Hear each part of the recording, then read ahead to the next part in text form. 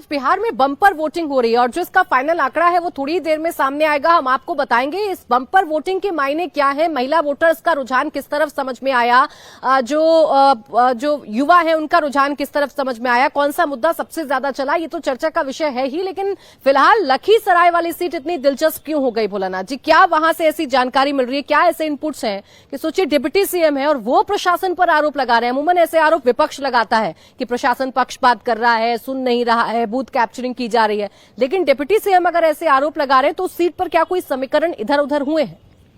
देखिए, विजय सिन्हा वहां से चुनाव लड़ रहे हैं, एनडीए के उम्मीदवार हैं, भाजपा के नेता हैं, डिप्टी सीएम हैं।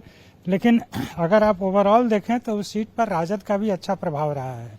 और एक सीट को अगर हम लोग मतलब एक तरह से नमूने के तौर पर ही ले सकते हैं, पूरे बिहार में आज वैसी कोई वारदात इस तरह की नहीं सामने आई है अगर लखीसराय को छोड़ दें तो। लखीसराय में वहाँ की लोकल राजनीति जो है वो हावी है। दो भूमिहार, जैसा कि नीतीश जी ने बताया कि दो भूमिहार नेता जो है वहाँ आमने सामने आ गए हैं और राजद का प्रभाव वाला क्षेत्र उधर भी है। तो जो उस इलाके में जो हम लोग देखते रहे शुरू से, तो उसमें इस तरह की घटना जो है कोई बड़ी बात नहीं है। और सबसे खास बात, जैसा कि मैं बता रहा हूं कि पूरे बिहार में इस तरह की और कोई घटना नहीं आई है सामने। ठीक है, लखीसराय की घटना सामने आई, लेकिन जनता ने आज कैसे आज बाहर निकलकर आज वोटिंग की है, इस पर भी चर्चा सब लोग कर रहे हैं। बम्पर वोटिंग हो रही है, बड़ी बड़ी लंबी लंबी कतारें देखने को मिली। पिछली बार ये आंकड़ा संजय जी 57% के आसपास था, 57% के आसपास था। इस बार ये आंकड़ा बढ़ेगा। बम्पर वोटिंग होती है तो बिहार का चुनाव ये फर्स्ट फेज क्या कह रहा है? बिल्कुल, मैं तो 3 बजे तक का अपडेट था। पिछली बार चूंकि पिछली बार 3 फेज में चुनाव हुआ था, इस बार 2 फेज में चुनाव। तो फर्स्ट फेज में जो पिछली बार चुनाव का जो आंकड़ा था वो 44 पॉइंट कुछ % था। इस बार फर्स्ट फेज जो 3 बजे तक का जो आंकड़ा है वो कहीं 53%, कहीं 58%, कहीं 59%, कहीं 55%, मतलब आगे है। तो स्वाभाविक है कि जब चुनाव का ये समय खत्म होगा तो काफी आगे होगा। नहीं, ये तो बतलाता है कि लोकतंत्र मजबूत हुआ है, अवेयर हुए हैं लोग, और अवेयर जब हुए हैं तो वो अपने अधिकारों के प्रति सजग हैं, सचेत हैं और उनकी उपस्थिति है बूथों तक। तो ये इस बात को तो बता ही रहा है ना कि अगर उनके हिस्से में रोशनी आएगी तो वो भी 2 कदम आगे निकल करके पक्ष में मतदान करें, विपक्ष में मतदान करें, लेकिन वो मतदान करेंगे। उनको लगता है कि हमारे हिस्से में भी कुछ मिलने वाला है। आखिर उदासीनता आई क्यों थी? उदासीनता इसी वजह से ना आई थी कि कोई भी पार्टी, कोई गठबंधन चुनाव में परिणाम जिनके हिस्से में आए, हमारे हिस्से में तो कुछ आना नहीं है। लेकिन जो प्रण पत्र और संकल्प पत्र आया उसमें जिस तरह की गुलाबी तस्वीर पेश की गई है बिहार में, लग रहा है कि 14 नवंबर के बाद आपको बिहार बिल्कुल बदला हुआ बिहार दिखेगा। अगर आप कवर करने आएंगी तो बिहार में क्रांति दिखेगी। पूरे बिहार में फैक्ट्रियों का जाल बिछ जाएगा, बाढ़ मुक्त बिहार हो जाएगा, हर युवा को नौकरी मिल जाएगी, महिलाएं सशक्त हो जाएंगी। तो ये उम्मीद तो है।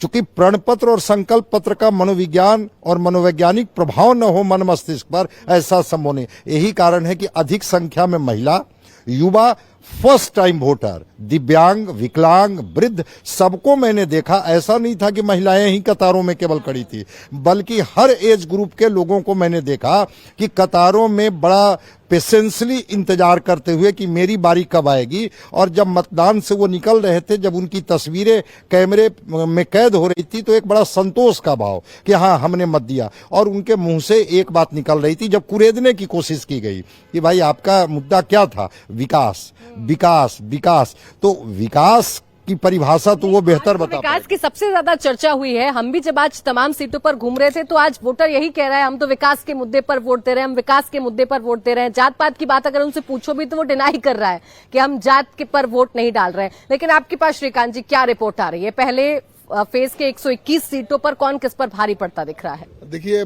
शाहाबाद में तो महागठबंधन पहले से भारी था ही, और केवल एनडीए के खाते में 2 ही सीटें थीं। उपचुनाव में एक और सीट आ गया तरारी का, तो 3 सीटें एनडीए के खाते में थी, बाकी तो महागठबंधन के खाते में ही सीटें थीं।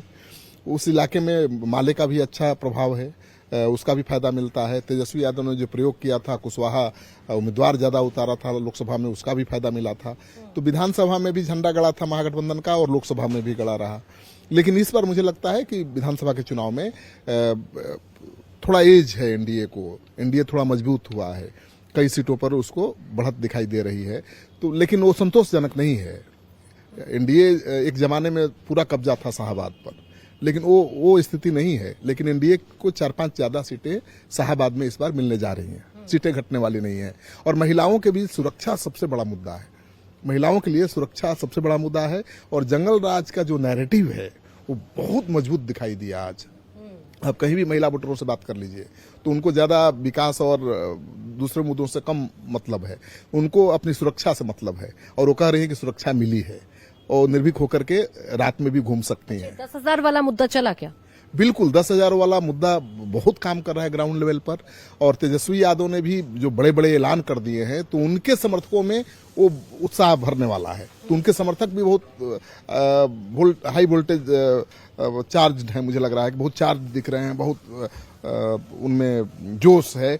तो कांटे की टक्कर है और हार जीत 2,000, 1,000, 1,500, 2,500, 5,000 से कम सीटों वोटों से हार जीत होगी शाहाबाद के कई सीटों पर, मुझे लगा आज।